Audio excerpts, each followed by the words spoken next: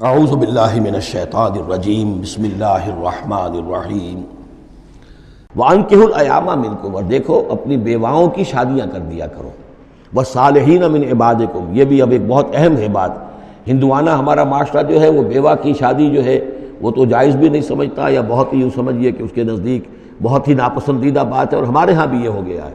حالانکہ یہاں حکم ہے انکحوا الایام منکم، بیواؤں کی شادیاں کر دیا کرو، والصالحین من عبادکم و امائکم، اور تمہاری جو بانیاں ہوں، غلام ہوں، ان میں سے بھی جو سمجھدار ہوں، جن کے کردار کے بارے میں تمہیں اعتماد ہو، ان کی بھی شادیاں کر دیا کرو۔ ایک کی کنیز ہے، ایک کا غلام ہے، ان کی شادی ہو جائے۔ اب ظاہر بات ہے وہ کنیز جو ہے اپنے آقا کے، اب اس کے ساتھ وہ تمتع نہیں کر سکے گا، اس لیے کہ اس نے اجازت دے دی ہے کہ اس کی کنیز کی شادی ہو گئی ہے کسی غلام کے ساتھ۔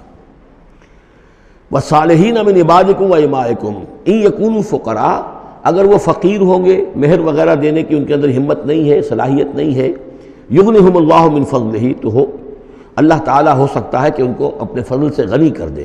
واللہ واسع علیم، اللہ واسع بہت سمائی رکھنے والا، کشائش والا، کشادگی والا اور جاننے والا ہے۔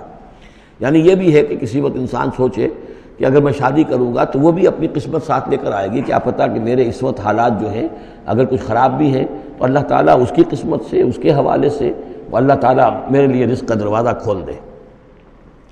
وَلْيَسْتَعْفِفِ الَّذِينَ لَا يَجِدُونَ نِكَاحًا، اور جو لوگ نکاح کی قدرت بالکل نہ رکھتے ہوں، شادی کر ہی نہ سکتے ہوں، کچھ بھی نہ ہو ان کے پاس، نہ کوئی گھر ہو جس میں کہ اپنی بیوی کو رکھ سکیں، نہ کوئی نان نفقے کا سامان ہو، نہ کوئی مہر دے سکیں،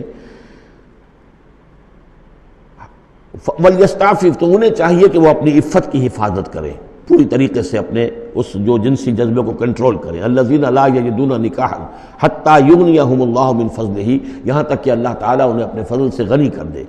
وَالَّذِينَ يَبْتَغُونَ الْكِتَابَ مِمَّا مَلَكَتْ أَيْمَانُكُمْ فَكَاتِبُوهُمْ، اور تمہارے غلاموں میں سے جو تمہارے ساتھ چاہیں مکاتبت کرنا۔ یہ مکاتبت کا قاعدہ یہ تھا کہ غلام یہ طے کرتا تھا کہ جناب میں آپ کو اتنے لاکھ درہم دے دوں گا، اتنی مدت کے اندر اندر آپ مجھے آزاد کر دیجئے، تو یہ معاہدہ ہو گیا، اب وہ آزاد ہو گیا۔ لیکن آزادی اسی میں ہے کہ اسے وہ رقم اتنی عرصے کے اندر ادا کرنی ہے، اب وہ کمائے گا، محنت کرے گا، کوشش کرے گا اور وہ رقم ادا کر دے گا۔ یہ مکاتبت تھی۔ تو جو بھی تمہارے غلاموں میں سے مکاتبت چاہیں، مما ملکت ایمانکم فکاتبوہم، تو یہ مکاتبت کر لیا کرو۔ قرآن مجید نے وہ تمام راستے کھولے ہیں کہ جن سے غلاموں کی آزادی کا جو ہے آسانی کے ساتھ تدریجاً سہج انداز کے اندر ان کی غلامی کا جو ہے سلسلہ ختم ہو کر آزادی کی طرف راستہ کھل جائے۔